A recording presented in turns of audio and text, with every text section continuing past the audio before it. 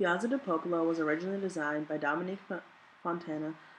It started with the erection of the first of the twin churches, Basilica Santa Maria Maggiore. He was trying to create a visual system for the city. But in 1815, Giuseppe Valdier was appointed by the Pope to connect civil works and Christianity all in the neoclassical style. Trying to create a system, centralization, extension, and movement throughout Rome.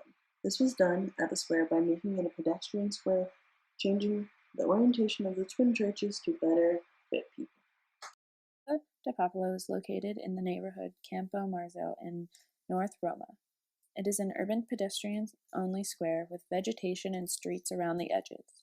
The square itself is an open space that can hold hundreds of people and is approximately 150 meters by 90 meters. The literal translation is People Square. The square was built to please the eyes of people first entering Rome, as it is the first thing you see when entering from the north.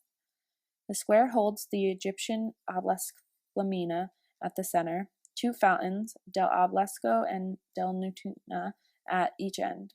The archway gate, Porta del Popolo, is opposite of the twin churches Santa Maria in Monte Santo and Santa Maria del Mar e Colle. The planning and construction of the Piazza del Popolo began in 1811 and lasted until 1822. However, some of the buildings were already in the square before the actual planning of the plaza began. In 1589, the obelisk that is now in the center of the piazza was moved from Circus Maximus to its current spot and renamed Obelisco Flaminio.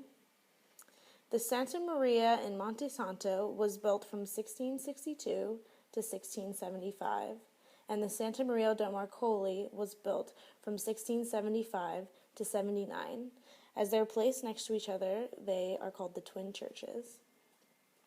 And the fountains on the east and the west sides were completed from 1822 to 1823.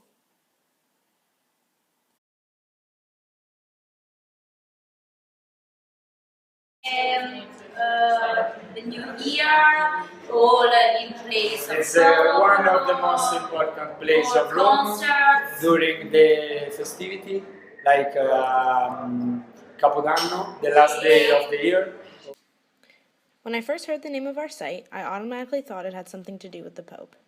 After visiting the square and doing research, I began to understand exactly what For the People meant. Other than the fact that it's a pedestrian-only piazza, I began to see how the architects and planners wanted to have representations of all the people who were becoming Roman citizens as a result of Roman imperialism. The obelisk, for example, had hieroglyphics and other polytheistic symbols, which shows their efforts to preserve their religion's history despite their change in religious beliefs. To me, it always seemed as though imperialism was very negative and power-hungry, which I'm sure is also true to an extent, but it must have been comforting for the people to have a memorial that represents their history and its significance.